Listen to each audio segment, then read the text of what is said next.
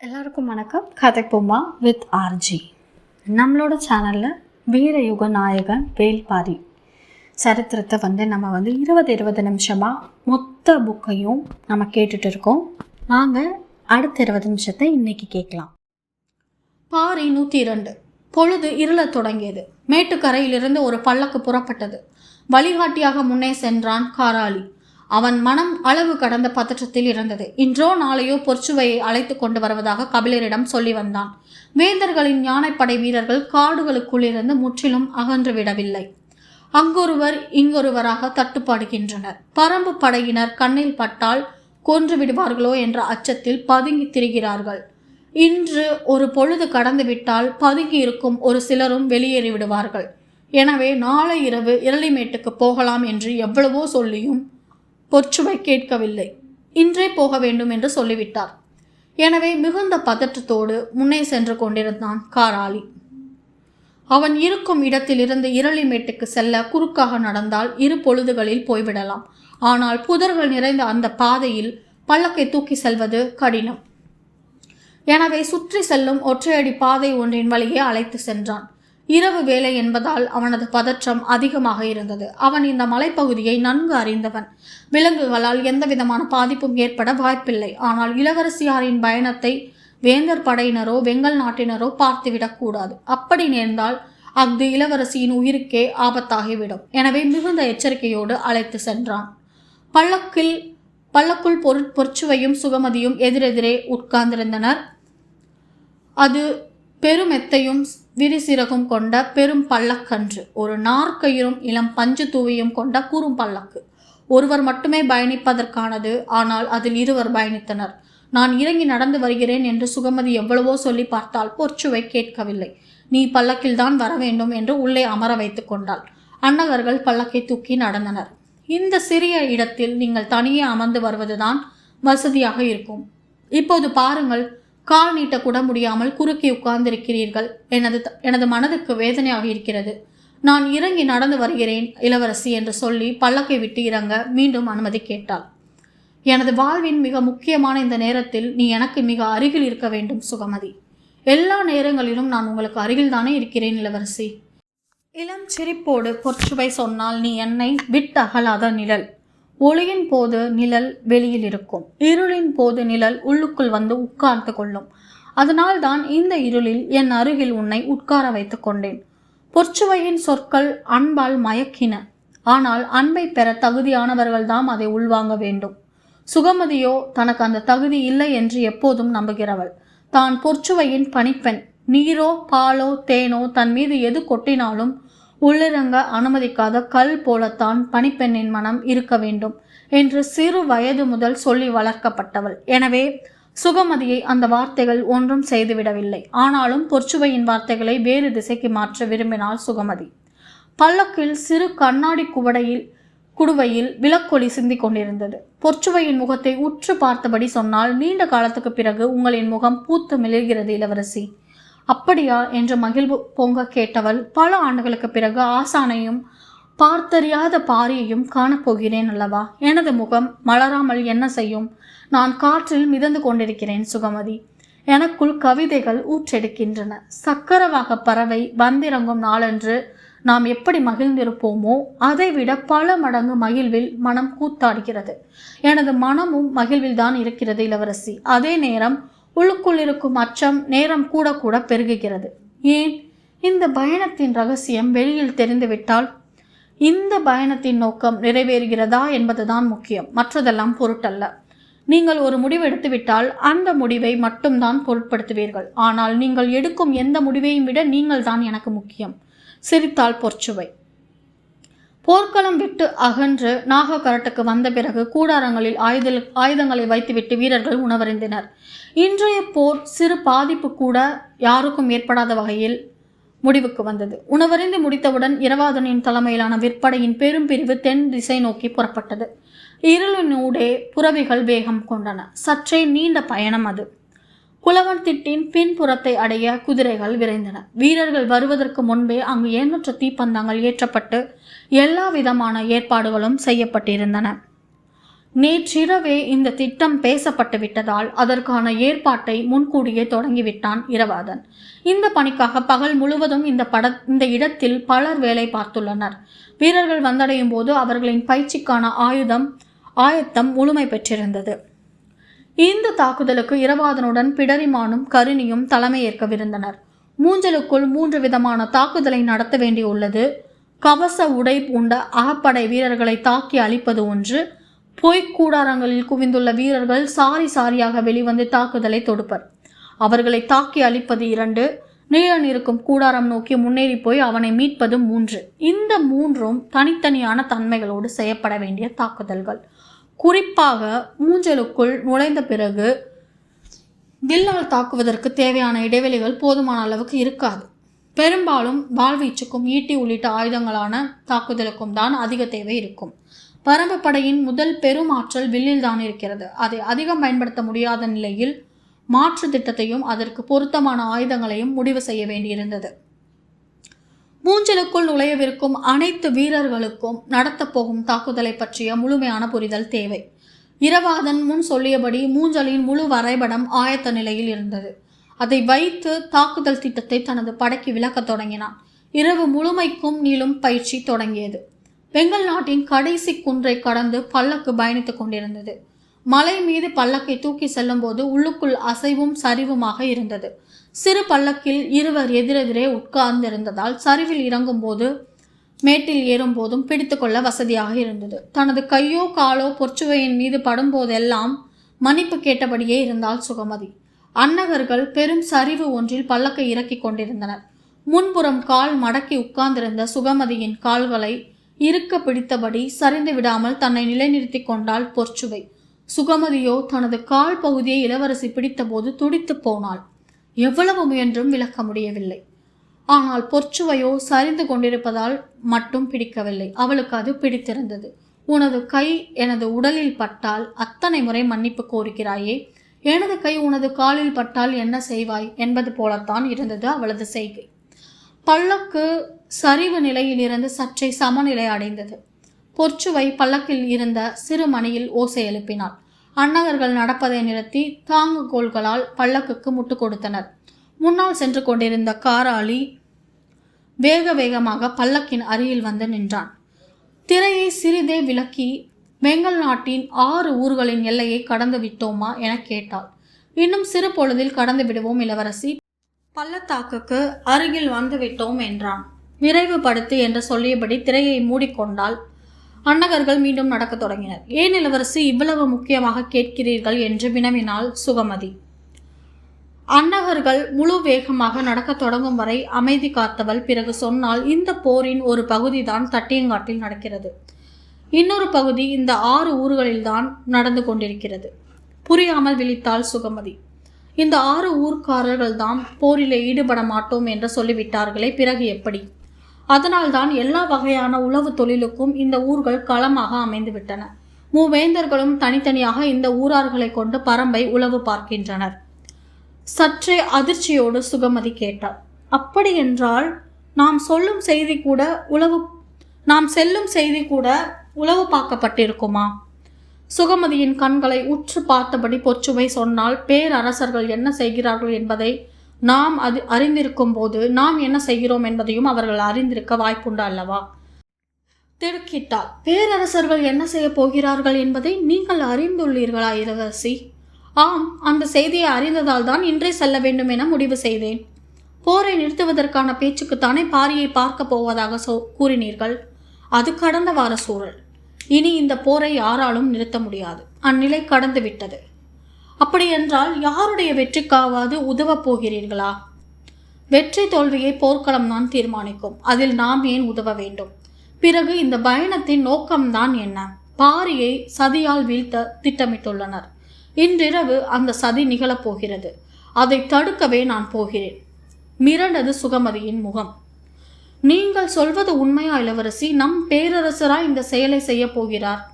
நம் பேரரசர் அல்ல, சோழ பேரரசர் அந்த செயலை செய்ய போகிறார்.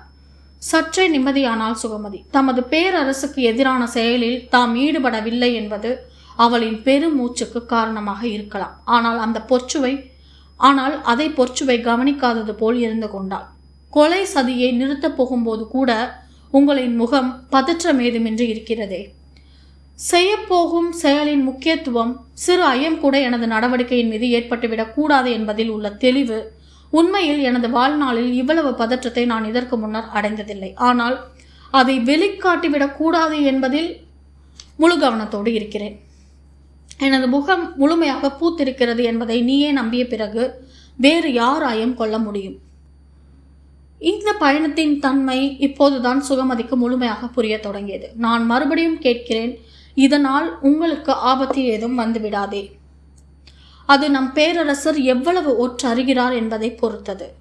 இளவரசியாரின் செயலை அவ்வளவு துல்லியமாக ஒற்றறிகின்றனரா? ஆம், காராளியின் எல்லா நடவடிக்கைகளும் அவர்களால் கண்காணிக்கப்படுகின்றன. நடுங்கி போனாள் சுகமதி. என்ன சொல்கிறீர்கள் இளவரசி? அவனை நம்பித்தானே இந்த பயணத்திலே மேற்கொள்கிறோம். அப்படி என்றால் இது உறுதியாக ஆபத்தில் போய்தான் முடியும். காராளியிடம் பொய்யில்லை, அவன் உண்மையான கலைஞன். ஆனால் அவனுடைய எல்லா நடவடிக்கைகளும் ஒற்றறியப்படுகின்றன. அவன் நமக்கு சொல்வதைப் போல அவனை பற்றி வேறு யாரோ சொல்லிக் கொண்டிருக்கின்றனர். போர் நிறுத்தத்துக்காக பேசப்போவதாக இருந்தால் இந்த பயணத்தை நான் மேற்கொண்டிருக்க மாட்டேன். ஆனால் இது பாரியின் உயிர் பறிக்கும் சதி தொடர்பானது. இதை கேள்வியுற்ற பிறகு நான் எப்படி போகாமல் இருக்க முடியும்? கேள்விப்பட்டது உண்மை என எப்படி நம்பினீர்கள்?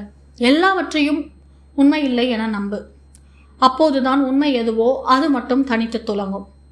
உங்களைப் போன்ற இளவரசியார்களுக்குத்தான் அது முடியும். எங்களைப் போன்றோர் எல்லாவற்றையும் நம்பவே பயிற்றுவிக்கப்பட்டவர்கள். பிறகு ஏன் கேள்வி எழுகிறது சுகமதி? அமைதி சூழ்ந்தது. குலவன் திட்டிலிருந்து வந்த பாரியும் காலம்பனும் குடிலில் உணவருந்திக் கொண்டிருந்தனர். மற்றவர்கள் பட்டாப்பிரையில் அமர்ந்திருந்தனர். தேக்கன் நேற்றை போல் இன்றைக்கும் வரவில்லை. தனது குடிலேயே தங்கிவிட்டான். வாரிக்கையனும் நாகக்கரட்டின் மீதே இருந்து விட்டார். உதிரனும் இங்கையனும் விண்டனும் எதிர்ப்புறம் நின்று பேசிக்கொண்டிருக்க அவர்களை பார்த்தபடி அமர்ந்திருந்தார் கபிலர். அவரது மனம் மிகுந்த கலக்கத்தில் இருந்தது. தேக்கனிடமோ முடியனிடமோ கலந்து கொள்ளாமலேயே பொற்சுவை அழைத்து வர சொல்லிவிட்டோமே என்ற தவிப்பு அடங்கவில்லை.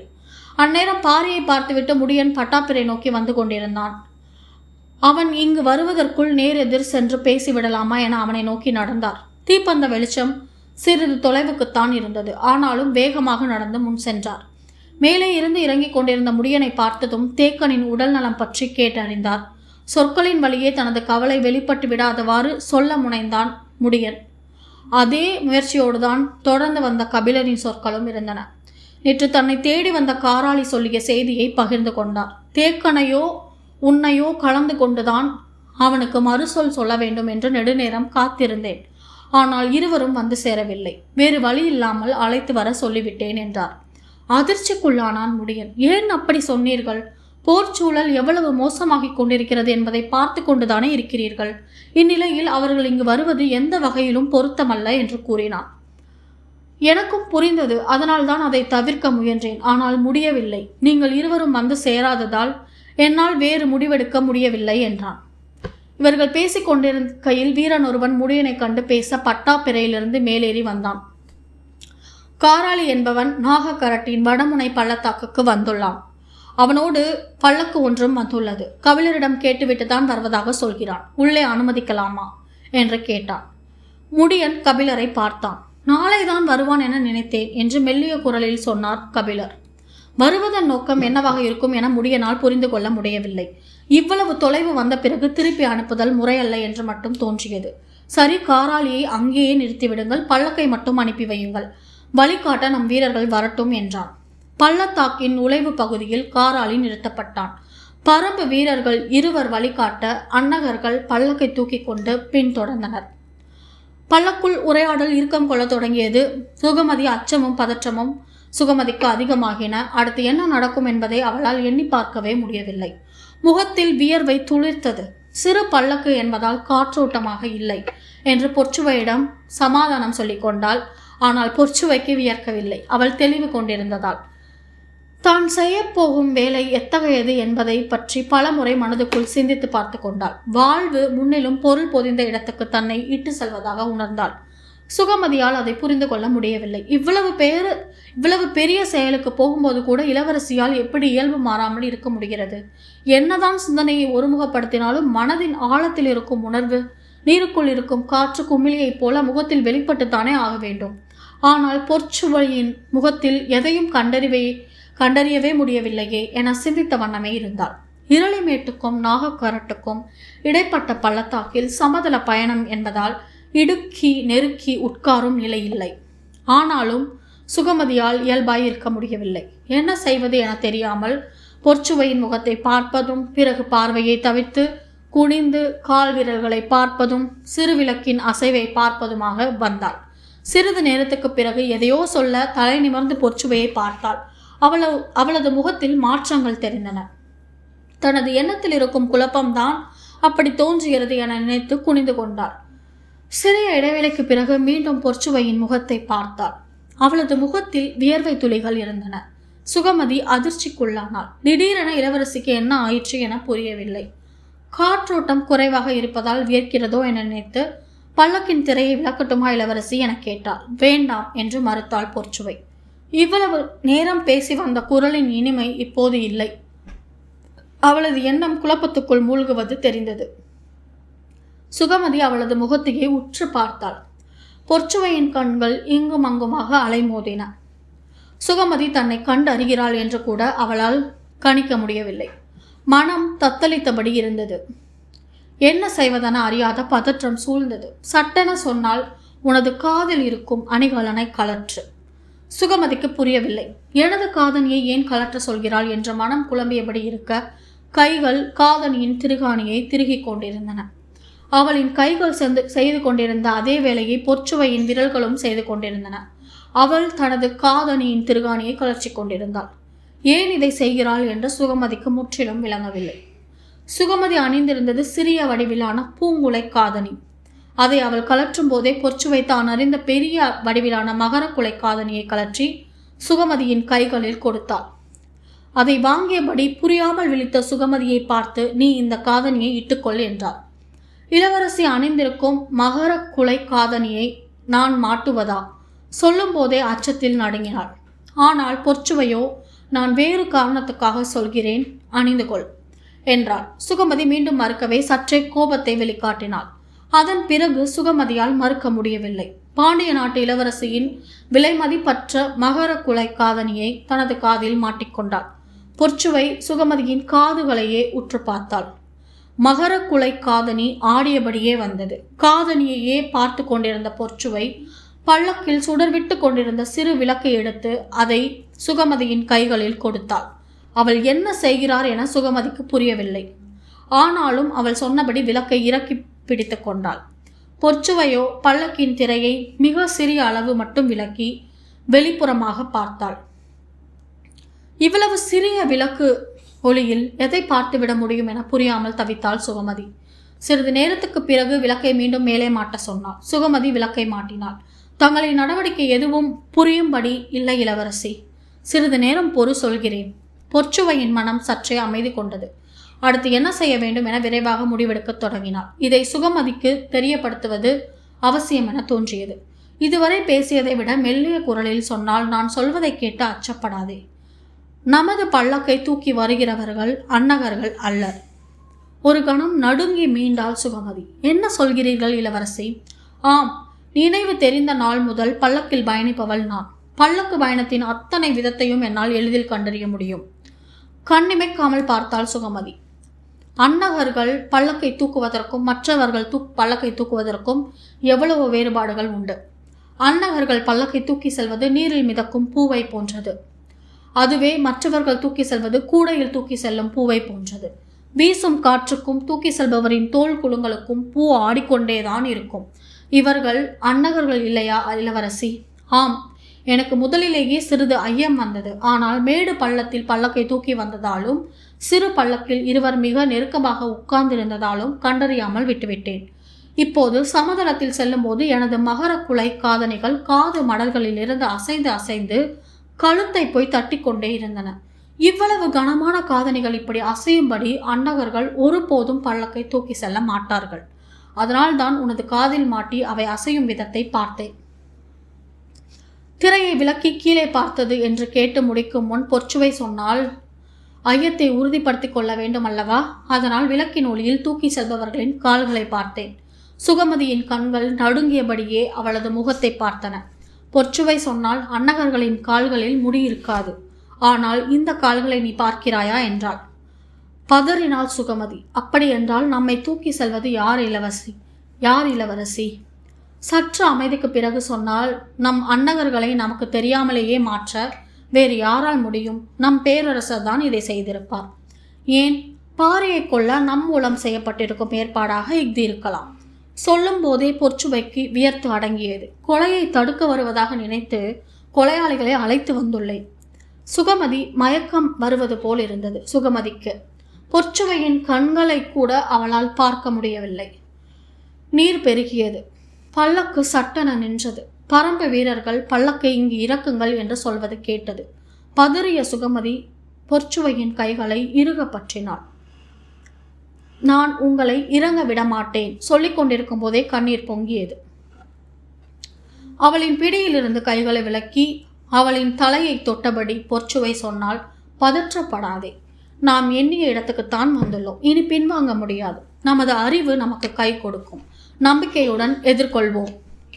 இல்லை, நான் கடமை வழுவ மாட்டேன். உங்களுக்கு எந்த தீங்கும் நேர அனுமதிக்க மாட்டேன் என்று பதறினாள். நீ எனது கனவின் மிச்சம். உனது வார்த்தைகளில்தான் அது முழுமை கொள்ளப் போகிறது. இங்கு என்ன நடந்தாலும் பல்லக்கை விட்டு நீ கீழ் இறங்கக்கூடாது என்று சொல்லியபடி சட்டென திரைவிலக்கி வெளியேறினாள் பொற்சுவை. தூக்கி வந்த அறுவர் தலை வணங்கி நின்றிருந்தனர். அவர்களுக்கு அருகில் பரம்பு வீரர்கள் 4 நின்றிருந்தனர். பல்லக்கிலிருந்து வெளிவந்ததும் எதிரில் இருந்த மரத்தின் அடிவாரத்தை பார்த்தாள். அங்கு நிறைய தீப்பந்தங்கள் எரிந்து கொண்டிருந்தன. மரத்தின் அடிவாரத்தில் இருந்த கல் இருக்கையில் 6-7 பேர் பேசிக் கொண்டிருந்தனர். இடது ஓரத்தில் ஆசான் கபிலர் இருந்தார். பட்டாப்பிரையின் வலது ஓரத்தில் பாரி இருந்தான்.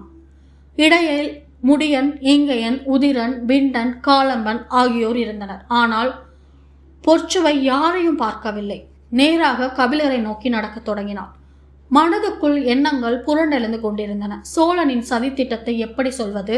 உடன் வந்துள்ள பாண்டிய வீரர்களின் தாக்குதலை எப்படி தடுப்பது? எதுவுமே அவளுக்கு பிடிபடவில்லை. கண்களுக்கு வேறு எதுவும் தெரியவில்லை. ஆசானின் முகம் மட்டுமே தெரிந்தது. அவரின் அருகில் வந்து நின்றாள் பொற்சுவை. வேகமாக வந்துவிட்டோமா என ஒரு கணம் எண்ணினால், என்ன முடிவெடுப்பது என்பதறியாத பதற்றத்தோடு பணிந்து ஆசானின் கால்களை தொட்டாள்.